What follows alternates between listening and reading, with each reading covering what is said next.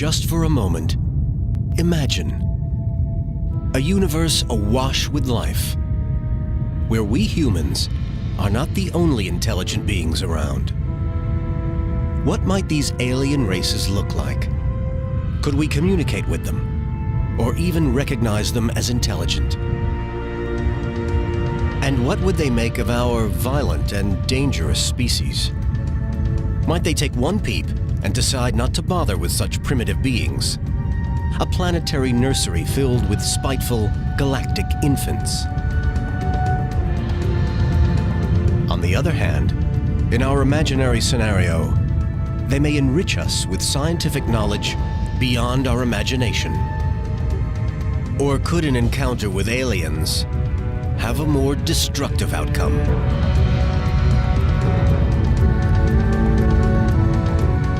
It could be a bad day for humankind.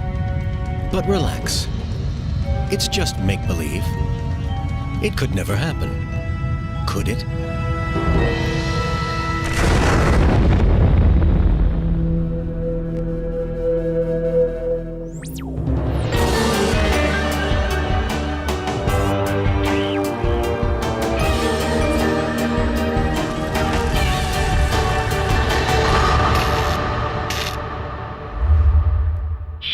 Welcome to our home, the Milky Way. Our sun is just one of a few 100 billion stars in this galaxy.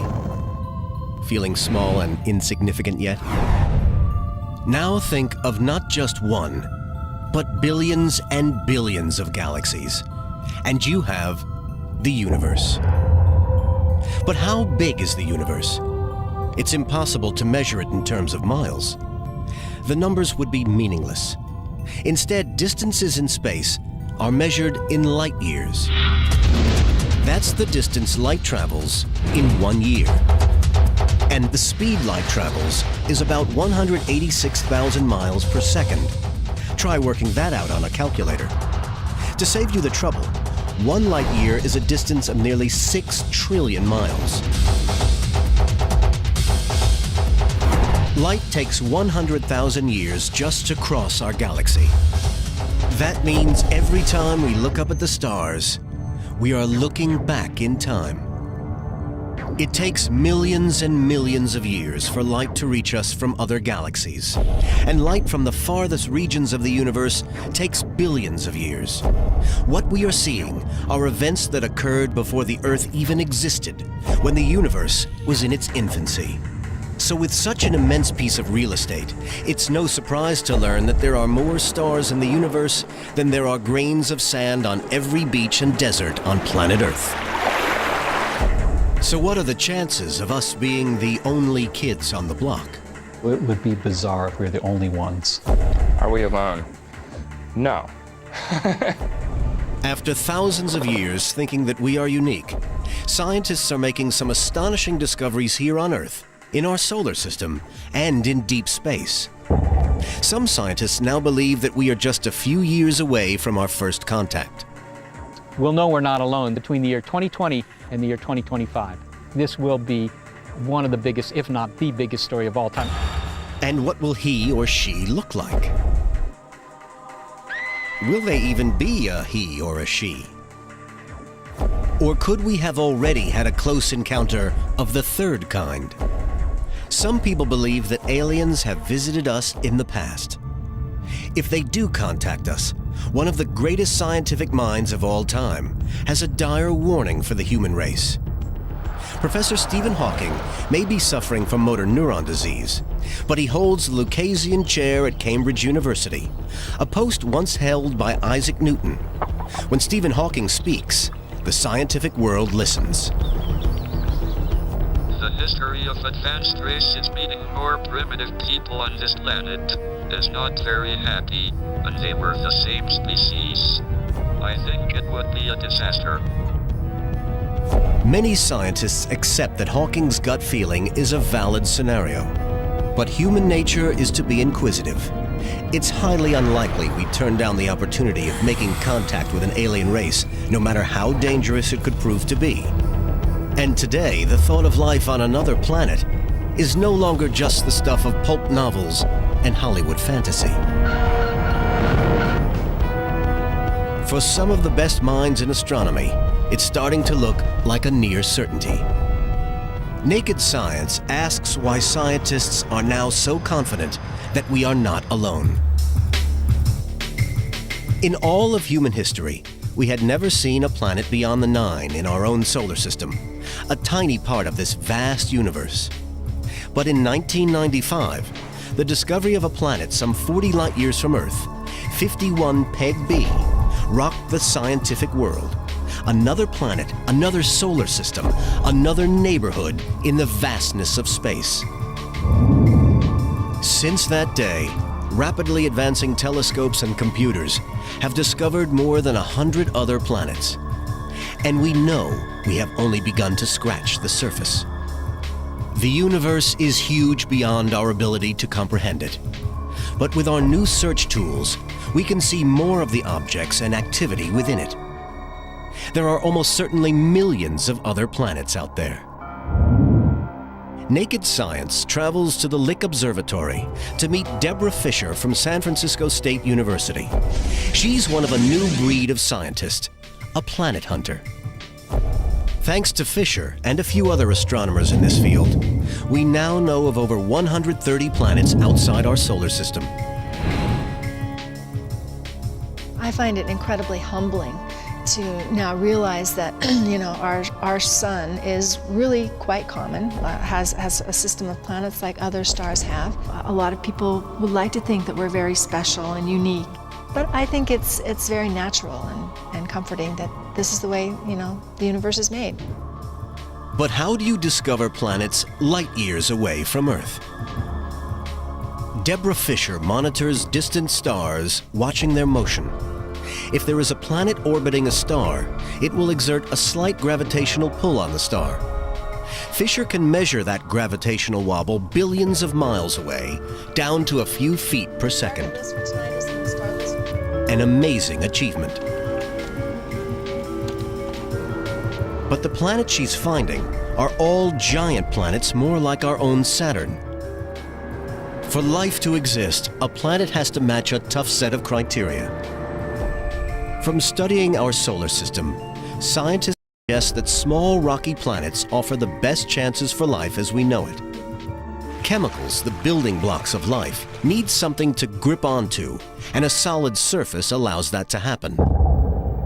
A planet has to be the right size, too. Much smaller than the size of the Earth, its gravity won't be strong enough to preserve the atmosphere. It would just escape into space. It's not just size. Equally important is location. A planet has to be near enough its sun for liquid water to exist. As far as we know, liquid water is essential for every form of life. Too near the sun, like Venus, where the surface temperature is a broiling 864 degrees Fahrenheit, the water would just boil away. Too far away, and water freezes. But on Earth, liquid water is everywhere. More than 2/3 of the surface is covered with it. We want to find planets that might harbor life. We want to find planets that are at a distance from the star, where it's not so hot that water is vaporized, not so cold that water is just locked up in ice, but just right, the Goldilocks zone, where water exists in puddles. And in June 2004, European scientists found the smallest planet yet outside our solar system. It's just 14 times the size of Earth and may have a rocky surface, a kind of super Earth. And where you have a rocky surface, there might be liquid water. Scientists think that this is the largest a rocky planet can be. Any bigger, and it would collapse. It's 50 light years away in the southern constellation Altair. It's one of 3 planets orbiting around a sun much like ours. But the discovery of smaller Earth-sized planets will require a leap of technology, and it's already being built. The space telescope, the Kepler Observatory, is expected to launch in 2007. The mission will survey thousands of our nearest stars. When a planet crosses between a star and the telescope, the size of the planet can be determined by measuring the amount of starlight it blocks. Scientists are optimistic they'll find at least 50 Earth-sized planets within 10 years of the Kepler telescope's launch. There is one group of scientists who've been looking for signs of alien life for over 20 years. We next travel to the SETI Institute in California, the birthplace of alien hunting. SETI is the search for extraterrestrial intelligence, and this is where some of the best minds in the world are engaged in a complex, sophisticated, long-term endeavor. We meet Seth Shostak, the Institute's senior astronomer. He's dedicated most of his professional life to searching for alien intelligence. My personal interest, of course, in SETI, I think that goes back to my childhood. I can remember when I was 10 years old buying these books about flying saucers. Shostak and his colleagues are searching for aliens by listening to the radio.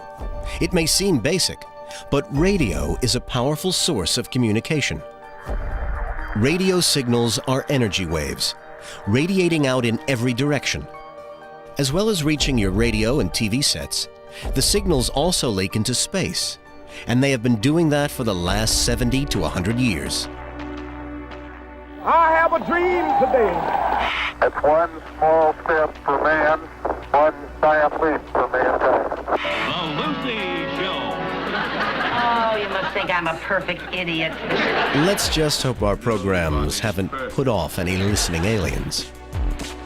These radio waves are traveling outwards at the speed of light. It takes just over a second for a signal to reach the moon from Earth.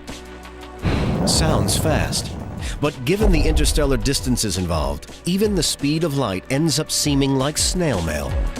If we receive a message from the other side of our galaxy tomorrow, it would have been sent 100,000 years ago.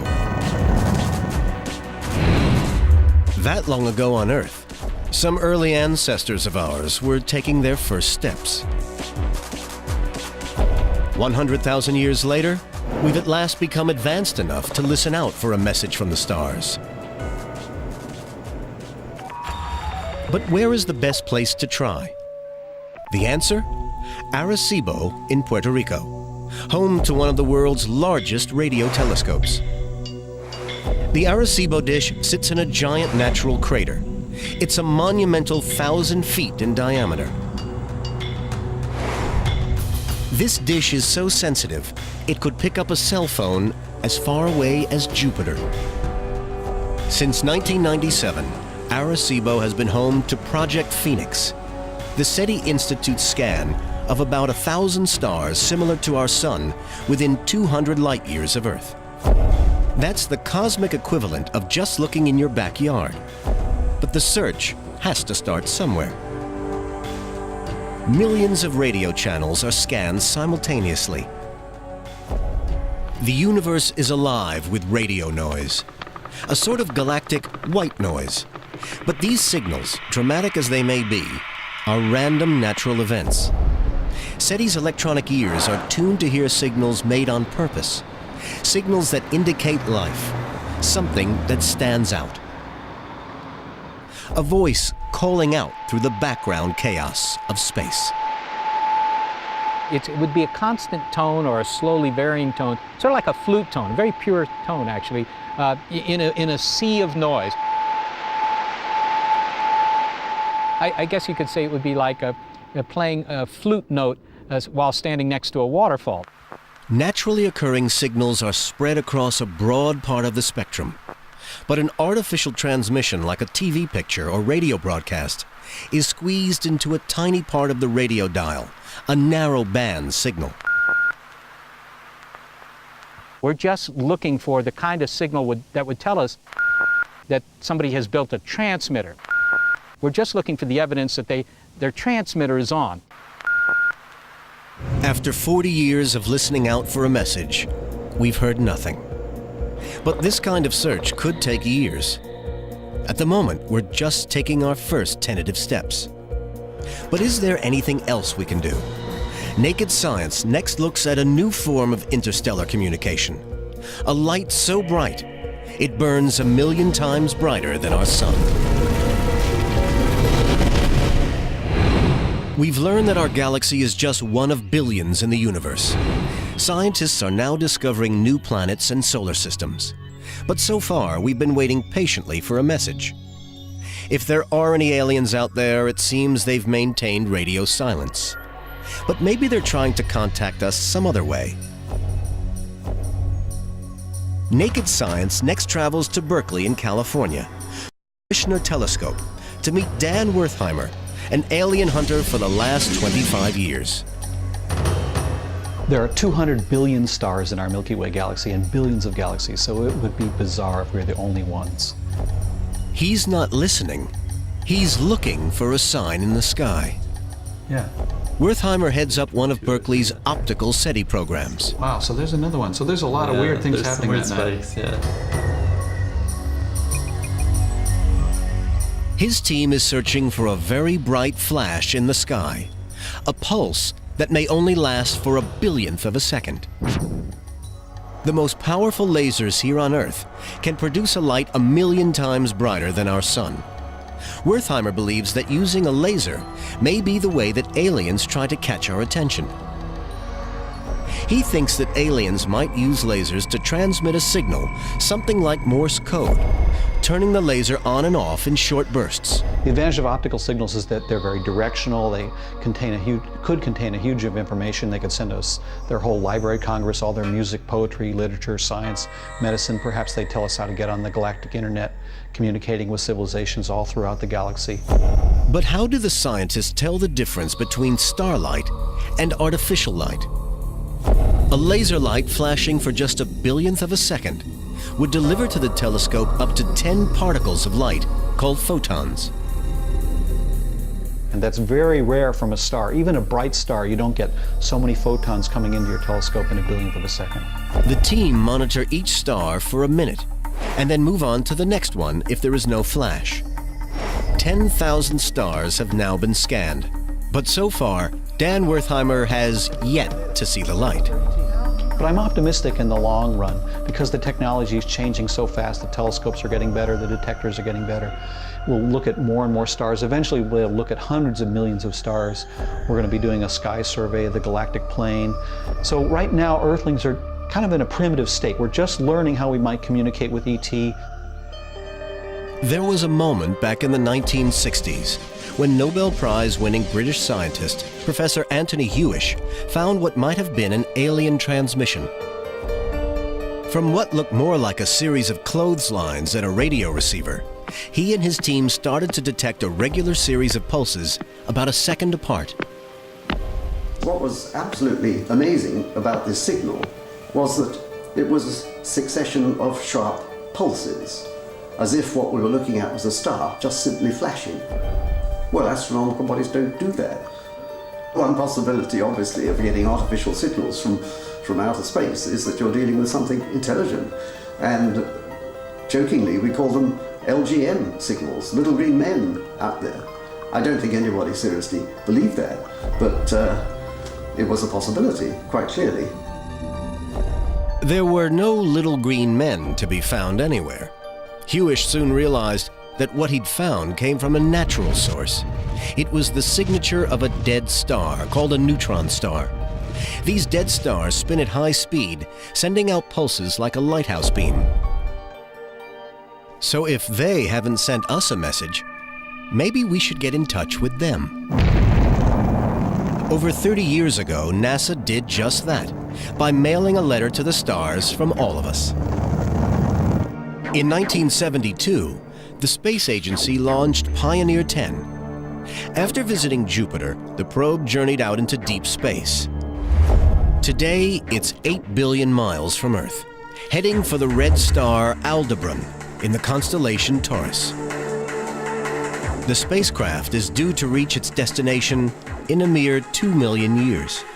If there's anyone home on any nearby planet, they'll find a plaque on the side of the craft. A greeting card from Earth, showing the location of planet Earth and a picture of what we look like. The symbol for hydrogen, the most common element in the universe, is also depicted. But there is another spacecraft even further away. Voyager 1 is now the most distant man-made object in the solar system. At some 9 billion miles from Earth, Voyager 1 is about to leave our solar system, destined to wander the stars of the Milky Way, perhaps forever. If Voyager should encounter any alien beings, it too carries a greeting. A gold-plated phonographic record attached to the side of the probe contains images, natural sounds, and music from Earth. Hello from the children of planet Earth. Symbolic images explain how to play the record and where it comes from. If we were to wait until some alien finds one of the space probes and replies, it could take millions of years. But why are the scientists so positive that there are other intelligent beings in the galaxy? It's a simple case of numbers, very large numbers. It's estimated there are at least 70,000 million stars in the universe. The big question is how many of those could be home to advanced life? Back in 1961, the father of SETI science, Frank Drake, came up with an equation for calculating how many alien civilizations there could be in our own galaxy able to contact us. Drake asked how many stars are there capable of supporting planets with intelligent life, and then how many planets would have radio technology, and how long do the civilizations with such technology last. One of the problems, of course, with the Drake equation is that we can't actually solve it, if you will. I mean, we don't know the values of many of the terms. And if there's even one term in that equation that you really don't know at all, then the end result is an answer that you don't know at all. Nevertheless, many scientists believe that even when the most conservative numbers are punched into the equation, you still come out with many intelligent civilizations in our galaxy alone. But that raises a question, one that was highlighted as long ago as 1950 by physicist Enrico Fermi. In what became known as Fermi's paradox, he asked, where is everybody? If our galaxy is so crowded, why haven't we heard from anyone? For an answer, we traveled to Denver, Colorado, to meet planetary scientist David Grinspoon. He's an advisor to NASA on space exploration strategy and has studied the search for alien life for 15 years. Are we alone? No. We're not alone. I'm sure there are other species and other life and even, I would say, other civilizations out there. It's not something I have direct evidence for, but I feel like I have a lot of indirect evidence in terms of everything I understand about how we got to be here on Earth and everything I understand about what seems to be going on in the rest of the universe. Grinspoon has come up with what he calls the seedling hypothesis.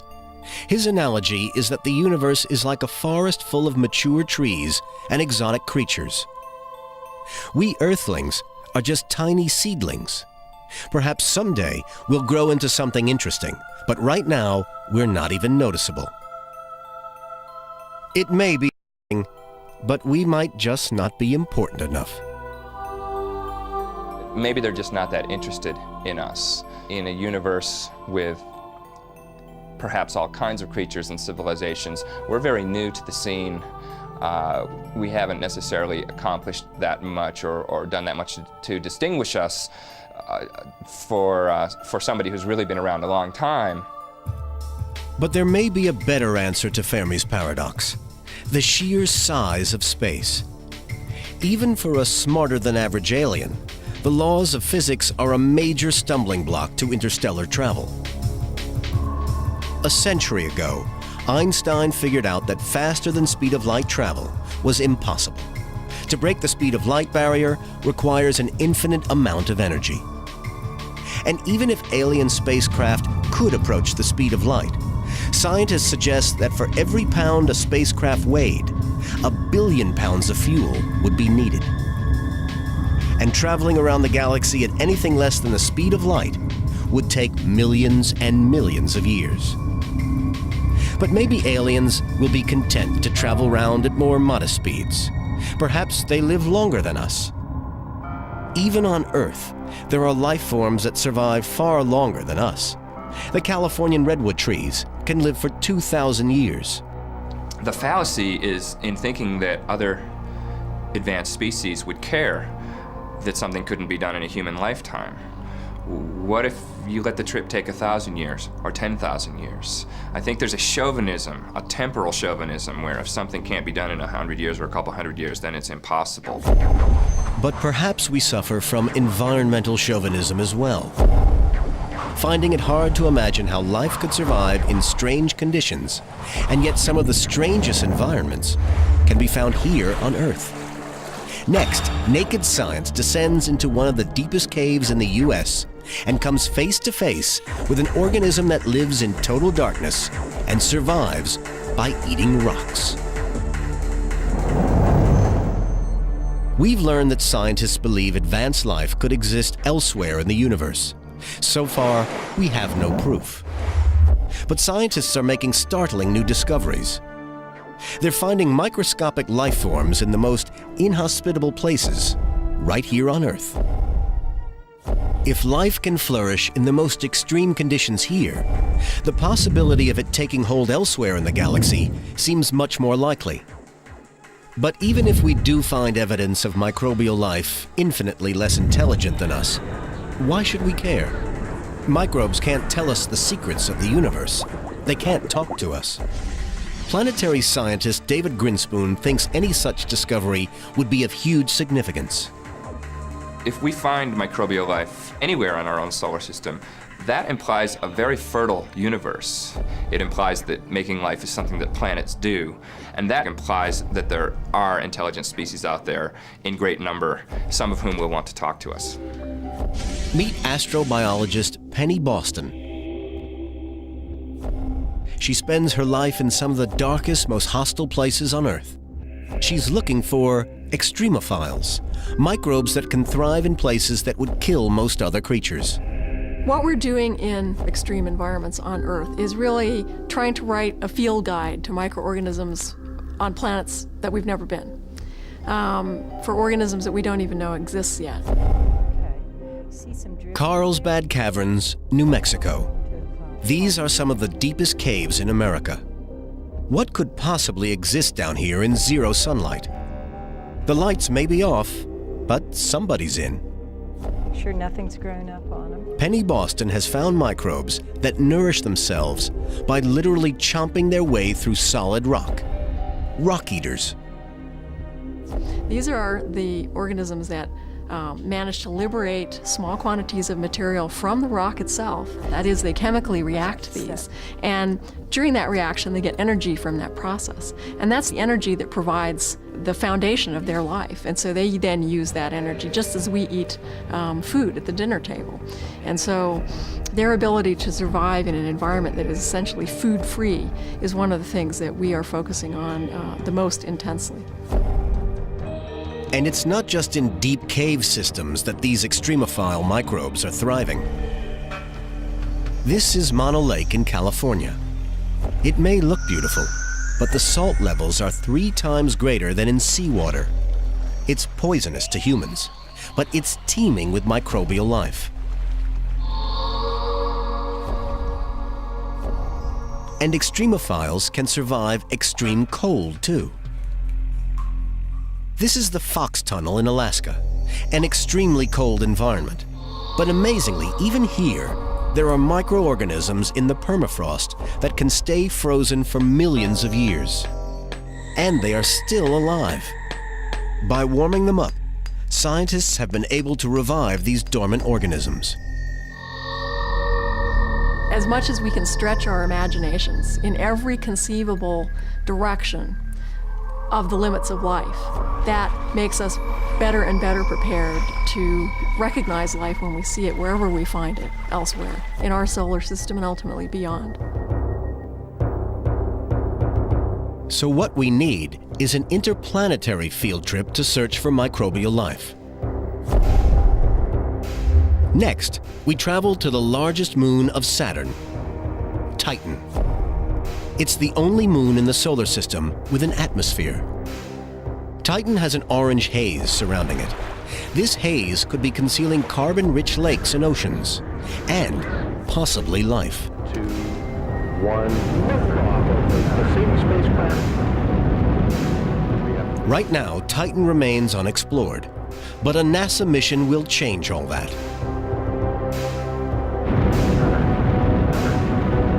The spacecraft Cassini blasted off from Earth in 1997.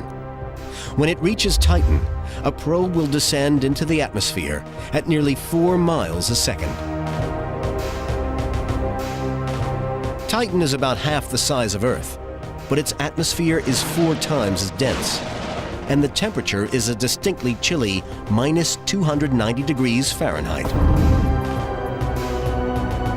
If the probe survives its landing, it will radio its data some 700 million miles across space back to Earth. Scientists think that Titan could be rich in organic chemicals that would have been common on primitive Earth when our own life began. Maybe that means there are microbes here too. An even more inhospitable world for life is Europa, one of Jupiter's moons. At first glance, it looks like a dead, frozen landscape. The entire surface is concealed by a layer of ice, but a closer look reveals something amazing. Photographs taken by the Galileo probe revealed multiple crisscrossing lines covering this icy world. There's only one in the solar system with similar features: the frozen Arctic seas on Earth, where the ice floats on water and is constantly moving. That makes scientists believe there is a chance that underneath the icy surface of Europa could be a vast liquid ocean. But what's keeping the ocean from freezing totally? It could be kept liquid by the huge forces on the moon. Europa is being pulled in different directions by the gravitational forces of Jupiter and the other moons around the planet. These tidal forces heat up the moon's core, enough to keep the ocean around it liquid.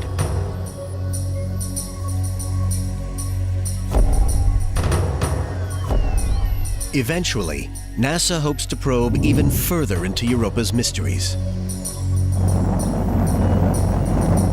One idea is to send an orbiter that would scan the surface to confirm whether there is indeed an ocean below the ice.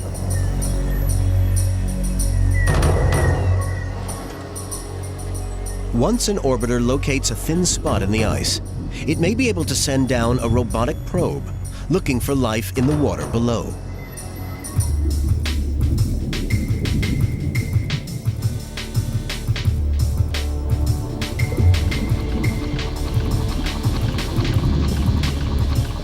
The Hydrobot could then send back digital pictures as it scours the ocean. It may find hotspots on the ocean floor, called hydrothermal vents. These cracks in the ground spout warm, nutrient-rich water. On Earth, these vents are home to many simple life forms. Perhaps the Hydrobot could find Europa as fertile as our ocean floor. Might our nearest aliens be living here? But the best candidate for past or present life in our solar system is Mars. In recent years, an armada of spacecraft has been sent to Mars. NASA's Mars rover mission has found evidence of volcanic activity, wind effects, and most importantly, indications in the veins of some rocks that sometime in the past, Mars did have water underground in liquid form. And where there is water on Earth, there is life. So many scientists believe it's possible Mars did at one time host some form of life. Scientists believe, with the evidence they've gathered from our planet and the solar system, that life exists elsewhere in the universe. But what might such creatures look like? Next, Naked Science meets the aliens. We've learned there may be water elsewhere in our solar system. We've seen evidence of life forms we had no idea could exist here on Earth. Now, Naked Science asks, what could alien beings look like? For years, Hollywood's version of an alien was to put a suit on a person. But now, with computer graphics becoming more and more sophisticated, designers are no longer constrained by the human form and really use their imaginations. Joel Hagen from Modesto, California, is a designer who's worked for NASA as an imagery specialist. It's so easy to think that the human form, that our own form, is the ideal form for an intelligent being. I think that this is just part of the inevitable anthropocentric view that we have of things. And as we try to think of what an intelligent creature would look like, it generally winds up looking kind of like ourselves, with hands, eyes, ears, a head, and walking around. The idea for this one would be a fairly low-gravity planet, so I gave him some long, fairly spindly legs. I was envisioning sort of a jungle environment. This kind of odd scissor-like appendage that I've given it here, it has the ability actually to completely crouch down if there are strong winds, or scissor itself up very high to be able to work with things in its environment. Back on Earth, there are many who believe we don't need to go looking on other planets to find evidence of alien intelligence. One survey found that over half the population of the United States believes that we have been visited by alien beings. Is there any possibility that they're right? We next traveled to Wiltshire in England, where strange things began to happen to the wheat fields one summer. The crop circle phenomenon was born. Some believed that these intricate patterns were landing sites of alien spacecraft. Others suggested they may be messages left by extraterrestrials, or navigation devices made and used by aliens. It's even been suggested they may be created by powerful winds, and to give the theory credibility, it's been called the plasma vortex theory. John Lundberg has another explanation. They're just hoaxes. And how does he know? Because he's one of the world's leading circle makers. He and his team are responsible for some of the most complex and sophisticated crop circles ever seen. We wanted to create circles that were so big and so complex that people would once again question that these things are man-made. And to prove once and for all they are made by humans, Lundberg has agreed to create for Naked Science our very own crop circle. This circle will take about 90 minutes to create. First, he marks out the circumference of his circle. He uses a 300-foot surveyor's tape to measure out the pattern. The design is worked out in advance on computer. The crop circler's secret weapon is a stalk stomper, a 4-foot plank of wood they use to flatten the crop.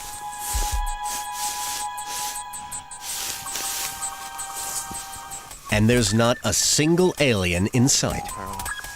But even though Lundberg openly demonstrates the secrets behind crop circles, there are a few diehards who still believe that these are alien in origin. The formation that we've created here has actually been made in daylight. And so the researchers would say that this is not the correct kind of test conditions, because obviously we've got daylight, which enables us to make the circle easier. And obviously these are things that they put forward as being part of the genuine article.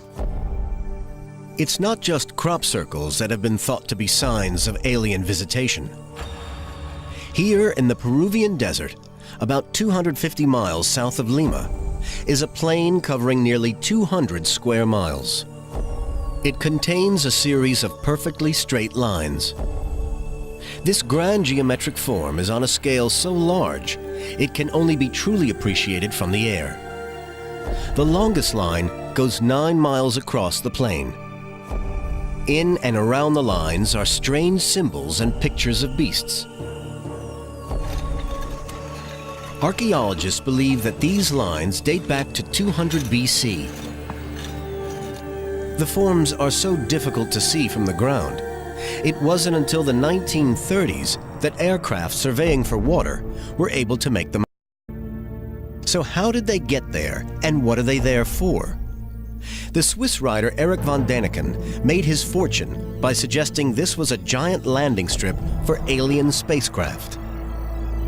The only trouble with that theory is the desert floor here is soft earth and loose stone, hardly suitable for landing any heavy aircraft or flying saucers.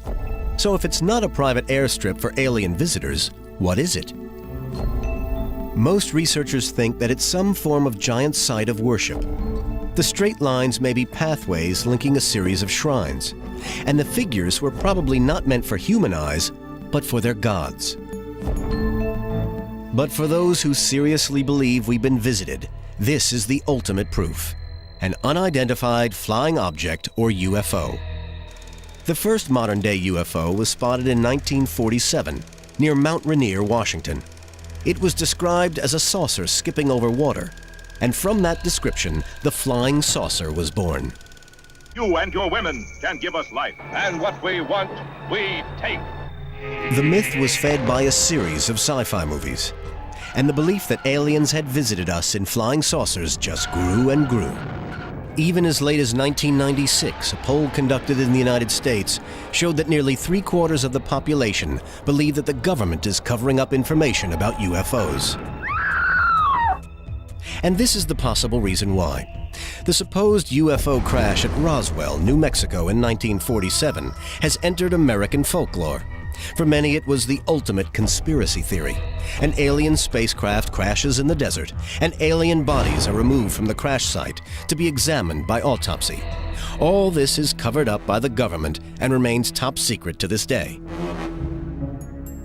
The truth? Something did crash in the desert and there were bodies, but it wasn't alien in origin. It was a high-altitude military balloon test. The bodies that eyewitnesses claimed to have seen were dummies. But how do we explain away the countless UFO sightings and filmed evidence? Once again, Naked Science enlists the expert skills of hoaxbuster Jon Lundberg.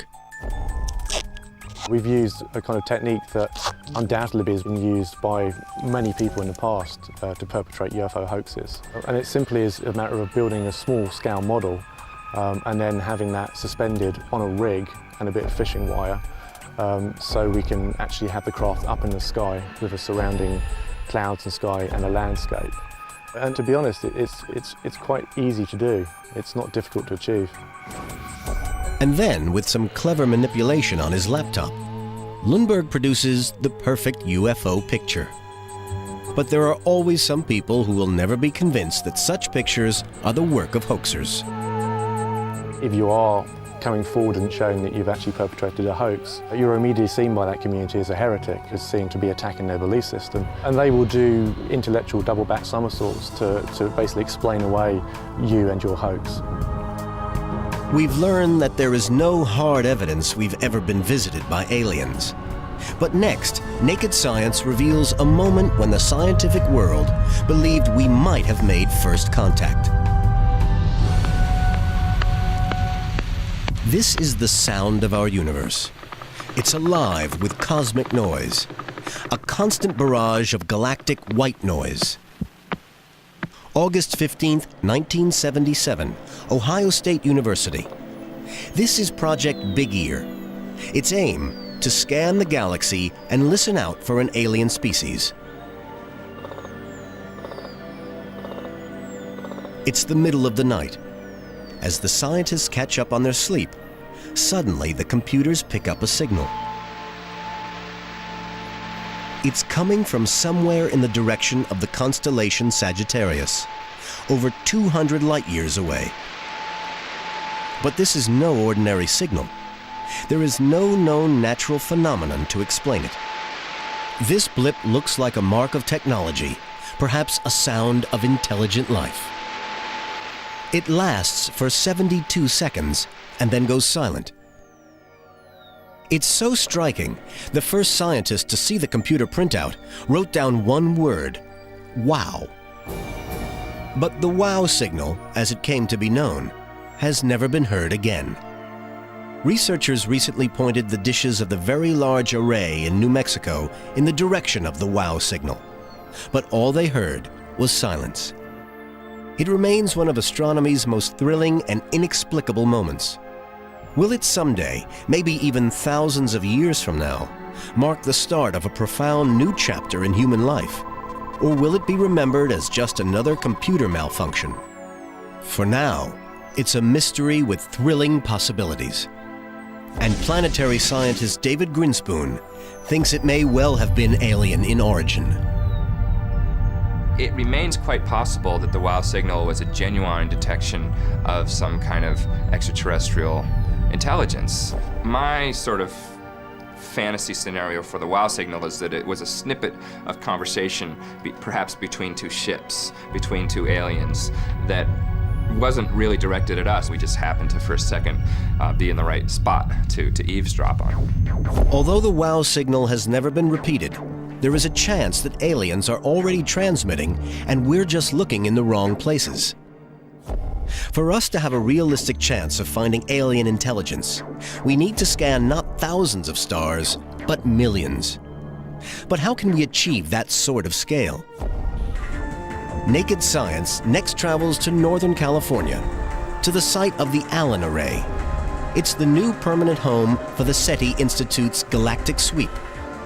Although currently there are only a few operating, eventually there will be 350 dishes covering this site.